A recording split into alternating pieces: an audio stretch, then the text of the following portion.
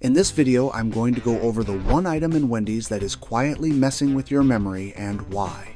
I still remember walking into a burger joint with my dad in the late 70s, the smell of fries and beef tallow hitting you before the door even shut. You'd get a burger, a small fry, and a soda in a wax cup you could actually hold in one hand, and you left feeling full but not stuffed. Step into that same spot today, and your small looks like a meal for two. Back then, the whole thing ran about 590 calories. Now, that small is pushing 1,050, and that's before you even glance at dessert. Back then, it was a treat. Now, it's an everyday habit, built for speed and quantity, not quality. Somewhere along the way, our idea of a normal portion got supersized, and so did our waistlines. The average American is eating about 500 more calories a day than in 1970, and that extra isn't coming from grandma's pot roast. The ingredients? That's where it gets tricky. Early menus were simple: real beef, potatoes fried in beef tallow, milk, sugar. Wendy's opened in '69 with just 5 items, and Dave Thomas made a point of keeping it fresh and straightforward. But by the 80s and 90s, the game shifted.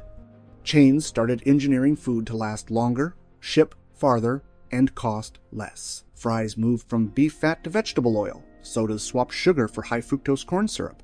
Buns got preservatives you couldn't pronounce. Kitchens leaned on powders, syrups, and mixes faster, cheaper, more consistent.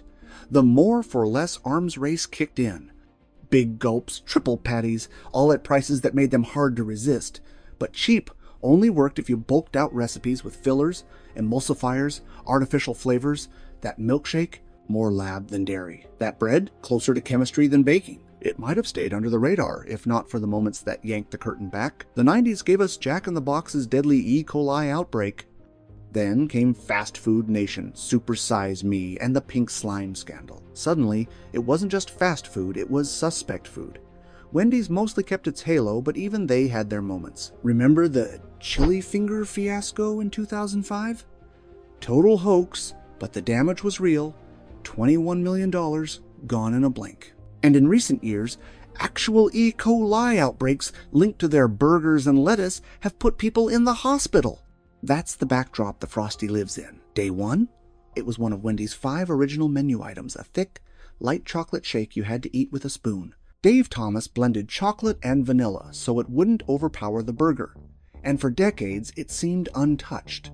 The same flavor, the same slow melt on a hot day, but under the surface it's evolved. Less butterfat than before, lighter, sure, but to keep that texture, they leaned into food tech, stabilizers, thickeners, and ingredients designed to mimic cream without the cream.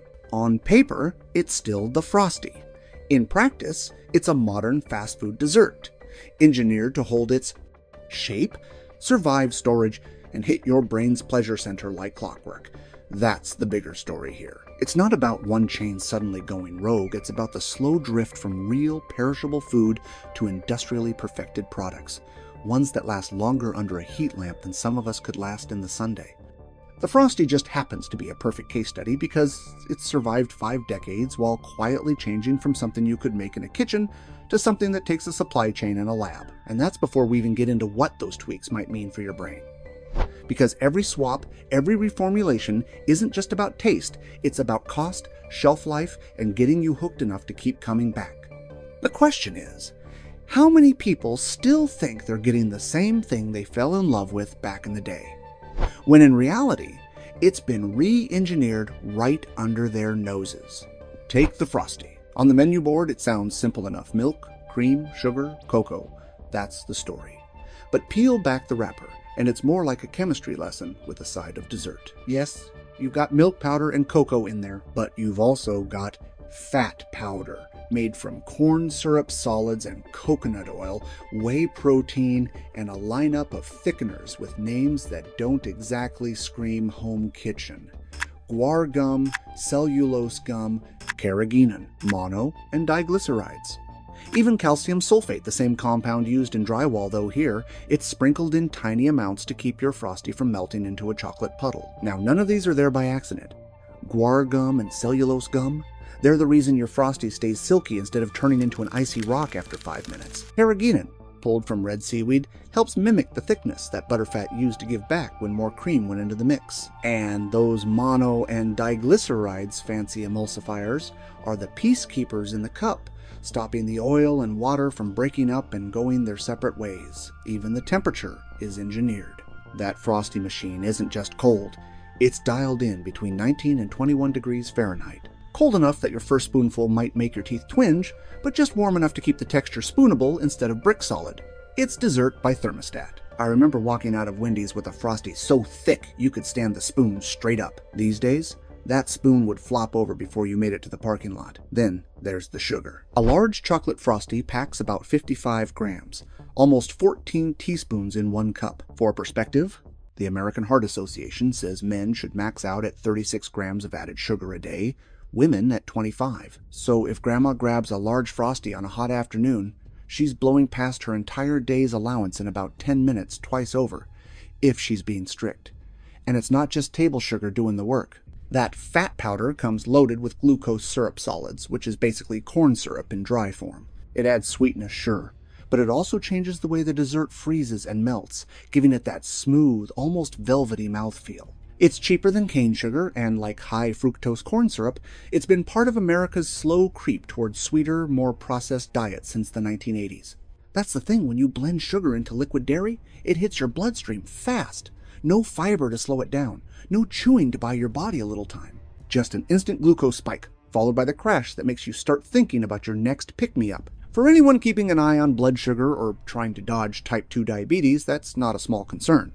Wendys likes to frame the Frosty as a lighter choice compared to some of the monster shakes out there. And yeah, a large Frosty's 590 calories look tame next to Sonic's 1,300 calorie sugar bombs.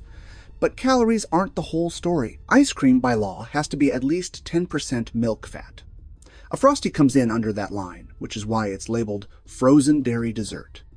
Lower fat sounds healthier until you ask what took its place. In this case, more sugar, more thickeners, and more emulsified oils. The richness you taste isn't cream, it's plant-based fats and gums working overtime to fool your tongue. Even the flavor is engineered. The cocoa content is low, about 3.2%, so most of that chocolatey punch comes from added natural flavors and possibly a few artificial ones. Natural just means it's derived from something found in nature, not necessarily from a cacao bean. It could be a vanilla compound or some lab-isolated flavor molecule designed to hit the same notes every time, no matter what batch of ingredients came in the truck that week. And here's where it gets a little unsettling. This mix isn't made fresh every morning. In many stores, whatever's left in the machine at closing gets poured into buckets, stashed in the fridge, and dumped back in the next day. Sometimes it's even frozen and brought back later to avoid waste. My neighbor Earl swears that's why the Frosty doesn't taste the same as it used to. He says you can tell when it's been yesterday's special. The formula is stable enough to survive. That without separating or curdling, which is impressive, and maybe not the word you want to be thinking about when you're halfway through a cup. The truth is, the Frosty's stability, the way it holds that perfect texture from your first spoonful to your last, isn't magic. It's chemistry. It's the same reason it can handle being recycled overnight, shipped across states, or pumped out of a machine that's been running for hours without a break. Now, this isn't to say these additives are poison. The FDA considers them safe in small amounts, and you'll find them in plenty of supermarket ice creams too. But when you grew up with shakes made from 3 or 4 real ingredients, it's a bit jarring to realize the same dessert now has a dozen, and half of them sound like something from shop class. And if you're the kind of person who still remembers the Frosty as a summer treat from your teen years, this is where the nostalgia bumps into reality. You're not just sipping chocolate milk and cream anymore, you're eating a product designed to survive a global supply chain, a busy lunch rush, and a corporate mandate to cut costs without losing customers. The end result tastes familiar, and that's the point. The engineering works so well, most people never think twice. But once you know how much fine-tuning goes into that spoonful, it's hard not to see it differently. Because here's the kicker. Whether it's chocolate, vanilla, strawberry, or pumpkin spice, every Frosty you've had in recent years comes from the same base mix, with the same load of sugar, stabilizers, and emulsifiers. The flavor might change, but the foundation, the part that makes it a Frosty, is the same. And that foundation is the reason we need to talk about what happens next. Because once all that sugar and all those additives hit your system, especially your brain, the story shifts from what's in it to what it's doing to you. Most folks think of sugar as a weight problem, or maybe a heart problem. But the real target, especially as we get older, might be your memory. A frosty level sugar hit spikes your blood sugar like a rocket. Do that day after day, and your body starts tuning out insulin's signal. That's not just a step toward diabetes. It's a setup for something neurologists now call type 3 diabetes, where the brain itself stops using sugar properly. Imagine your brain cells trying to work while running on fumes. One Mayo Clinic study found that older adults eating the highest carb diets had almost 4 times the risk of mild cognitive impairment compared to those eating the least. And this wasn't just a little forgetful. We're talking measurable memory and thinking problems showing up over just a few years. The kicker? Even moderate sugar intake in seniors nowhere near candy binge levels was linked to about a 50% higher risk of cognitive decline, which means that daily dessert treat could be quietly stacking the odds against your brain. Sugar doesn't just mess with memory over the long haul, it can mess with you in the moment. You've felt it before. That wired, jittery lift, followed by the sugar crash fog. I remember grabbing a Frosty on a road trip once and spending the next hour trying to remember what exit I needed, like my brain had been wrapped in cotton. That's your brain getting whiplash from blood sugar spikes and drops. Over time, those swings can inflame your brain's own immune cells, the microglia. Sounds good in theory. Immune cells are helpful, but when they're stuck in overdrive, they start chewing up healthy connections between brain cells, the very pathways you need for learning, focus, and recall. Add in oxidative stress, that's free radical damage from all that sugar burning hot in your system, and you've got another strike against the aging brain. The protective barrier that's supposed to keep junk out of your brain, it naturally weakens with age. And blood sugar issues make it leakier. Translation: more unwanted inflammation sneaks in. Now here's where it gets interesting. Sugar is only half the story. The other half? The additives that give a Frosty its perfect machine-made texture. Take carrageenan. It's in there to keep things creamy and stable.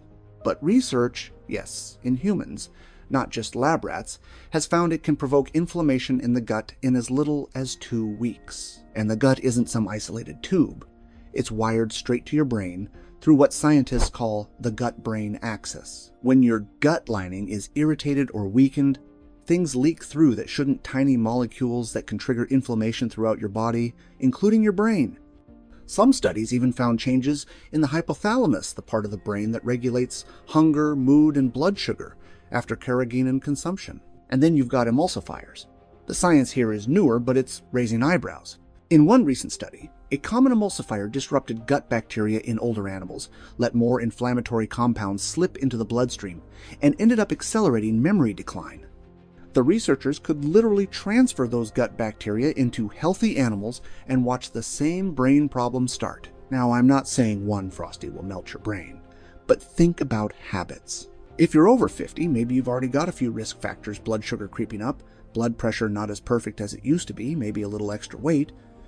Add a daily or even weekly sugar and additive bomb to the mix, and you're nudging your brain in the wrong direction without realizing it. And because this kind of damage is slow and silent, you don't feel it happening. You just notice that names don't come as fast, or you walk into a room and forget why. Easy to chalk up to getting older. But diet might be playing a bigger role than most people want to admit. This is why neurologists, gerontologists, and even gut health experts are all starting to sing the same tune. What's good for your metabolism is good for your brain. And what wrecks your metabolism, high sugar, ultra-processed ingredients, constant blood sugar spikes, will also chip away at your cognitive edge. A Frosty might feel like nostalgia in a cup, but for an aging brain, it's more like a slow, sticky sabotage. And the industry's not going to warn you about that, because nostalgia sells better than neuroprotection. That Frosty machine you picture from childhood? The one churning out a perfect swirl on a summer afternoon? Inside, it's only as safe as the last person who cleaned it, and let's just say, that step doesn't always happen like it should. A Wendy's employee on Reddit flat out admitted that cleaning the machine is a pain, so plenty of stores cut corners.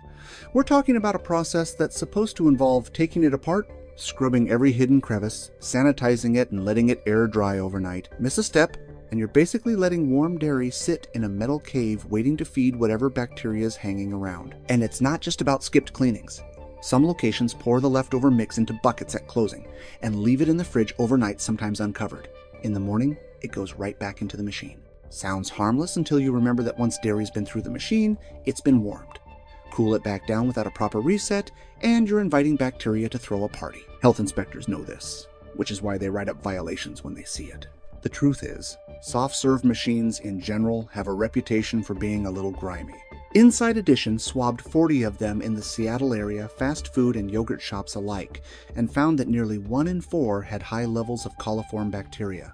Translation: you don't want to know where that came from. And sometimes, it's worse than just icky. In 2023, a listeria outbreak in Washington state was traced to dirty milkshake machines. 6 people landed in the hospital, 3 died. Most of them were seniors, exactly the people who'd be most at risk from bacteria like that. The health department found listeria in every flavor at that location. That means the machines hadn't been properly sanitized for a long time. I still remember a small town diner I used to stop at on road trips one summer. They shut it down for a week after finding mold in the shake machine. I never looked at soft serve the same way again. You won't see that in a commercial.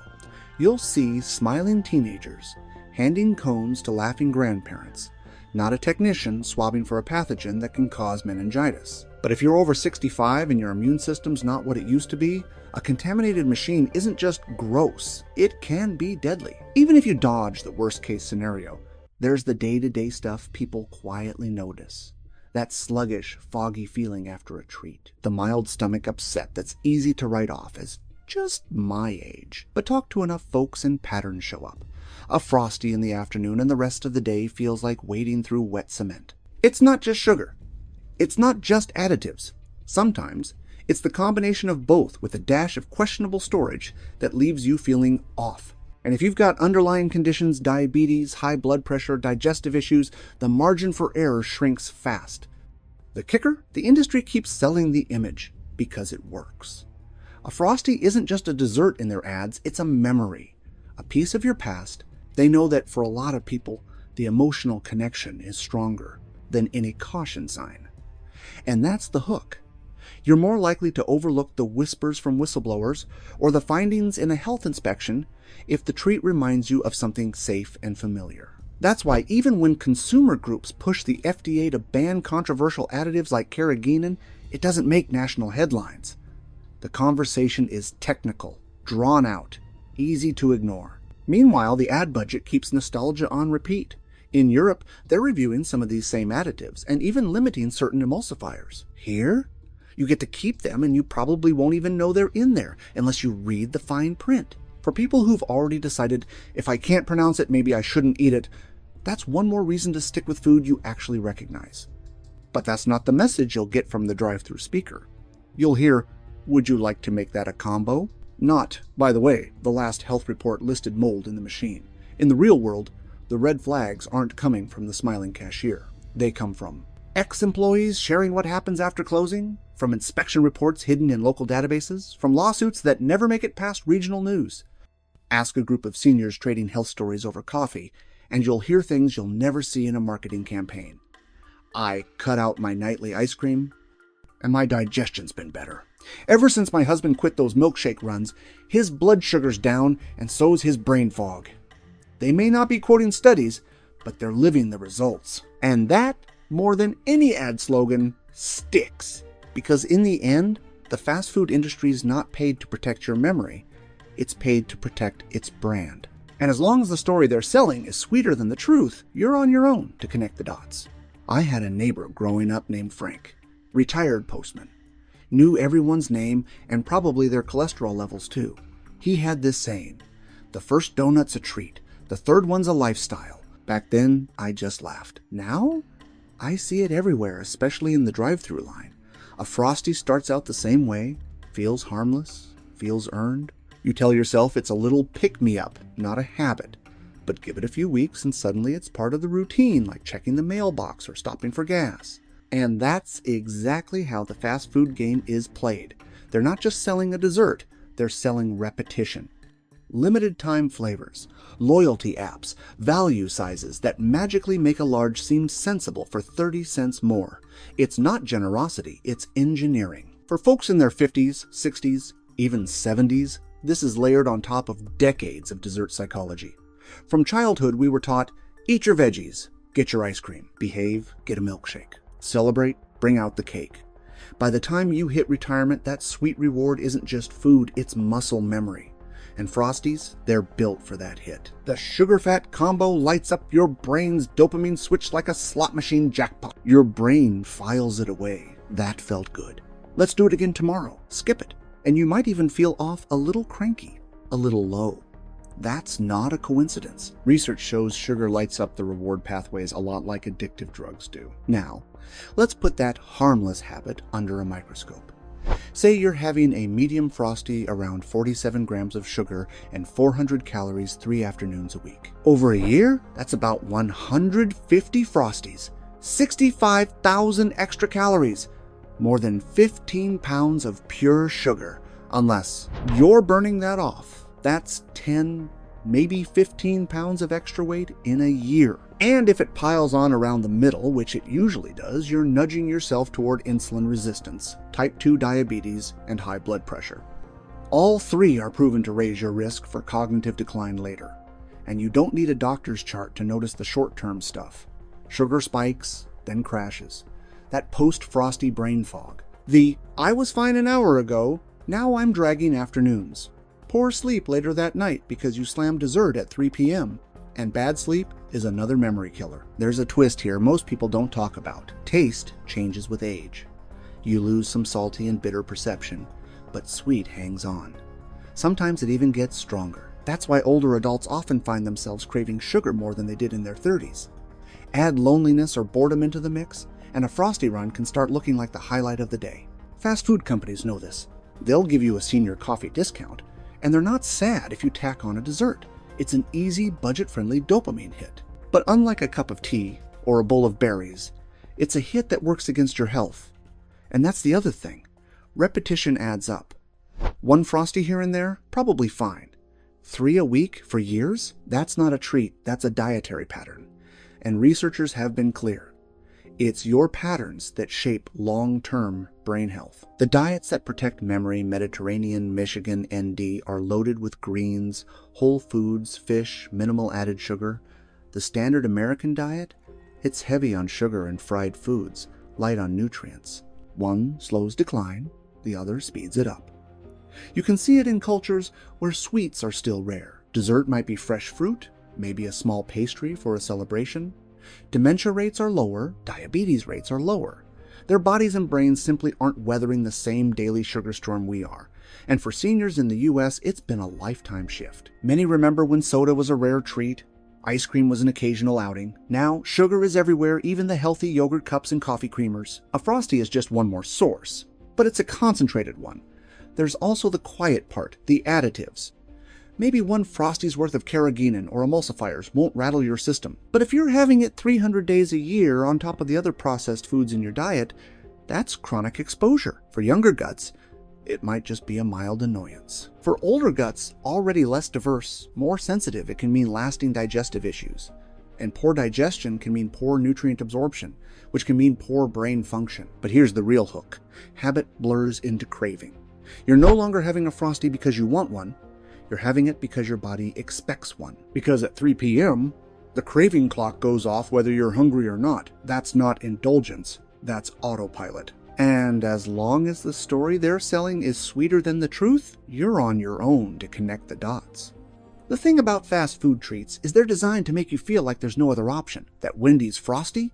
It's convenient, cheap, familiar, and they've spent decades drilling it into our heads that this is what dessert looks like. But the truth is, you can have something just as satisfying without the sugar crash, without the chemical sidekicks, and without slowly trading your memory for a few minutes of sweetness. Once you see how easy it is, you'll wonder why you ever stood in line for the other stuff. Take something as simple as frozen bananas. Slice 2 ripe ones, throw them in the freezer, then blend them with a splash of milk and a spoonful of cocoa powder. That's it. You get a creamy, chocolatey dessert that hits the same spot as soft serve, but instead of corn syrup and thickeners, you're getting fiber, potassium, and antioxidants. Add a little peanut butter, and you've got healthy fats and protein too, the kind that actually helps your brain instead of fogging it up. I've seen people try this nice cream for the first time and literally look at the spoon like it's magic. Or swap that drive-through shake for a smoothie you actually control. Frozen blueberries, a handful of spinach, Greek yogurt, a splash of milk, maybe a couple of dates for sweetness. You can't taste the spinach, but your brain will thank you for the vitamins. Blueberries aren't just healthy, they're backed by actual research showing they can slow memory decline. You're not just drinking a snack, you're building a little insurance policy for your brain. And here's the funny part. Once you've had a real fresh blueberry smoothie, the artificial flavor in a Frosty starts tasting like a knockoff. If you really can't shake the craving for that exact Frosty flavor, there are lighter, homemade versions that get you 80% of the way there without the sugar bomb. Unsweetened cocoa, real vanilla, low-fat milk, ice, and a touch of stevia or monk fruit if you need it. It's not quite as sweet, and that's a good thing. Give it a couple weeks without drowning your taste buds in added sugar, and you'll start noticing real flavors again. That sweet you get from fruit will feel richer, and the old Frosty might even taste like syrup overload. You can get creative too. Avocado blended with cocoa and a little honey turns into a rich chocolate pudding texture, and you're sneaking in fiber, potassium, and healthy fats that help keep your blood vessels and your brain in good shape. Or keep fruit bars in the freezer, the kind that are literally just fruit, no added sugar. On a hot day, one of those can be just as refreshing as a shake, and you don't need a nap afterward. The other piece of this is shifting how we think about dessert. For years, fast food companies sold us the idea that a treat has to be huge, cheap, and every day. But in the old days, people had dessert on special occasions or in small portions, and somehow it meant more. If you still want the real Frosty now and then, go for the junior size. Split it with someone. Make it an outing, not a routine. That tiny shift alone cuts the sugar in half and turns it back into an actual treat instead of a habit. And here's the part most people miss. The more often you swap the empty stuff for something with real nutrition, the more control you feel. Instead of thinking, I can't have that, it turns into, I don't even want it right now. That's the trick Joe had figured out decades ago. Keep the joy, ditch the junk, and you never feel deprived. You just feel better. I've seen people in their 60s and 70s completely recalibrate their sweet tooth in a month. At first, they miss the old sugar hit. Then, one day, they take a bite of their old favorite, and it's too sweet. That's not just in their head, their taste buds have literally adjusted. And the best part? They start noticing other changes too. More energy, clearer thinking, fewer afternoon slumps. That's the kind of payoff that keeps the habit going. You don't have to become a health nut or swear off every dessert you love. You just have to stop letting the fast food version be the default. The moment you start making your own rules with ingredients that actually do something good for you, you've already won. And you'll find the sweet you were chasing was never just about the sugar. It was about the moment, the comfort, the ritual, those you can keep. You just trade the part that was quietly robbing you in return. Because as long as the story they're selling is sweeter than the truth, you're on your own to connect the dots. And once you do, you realize you can still have the sweetness, only now you're the one writing the ending. Funny thing is, once you see the game, you can't unsee it. That cup in your hand, it's either a little lifeline or a little anchor. And the only difference is which one you choose tomorrow.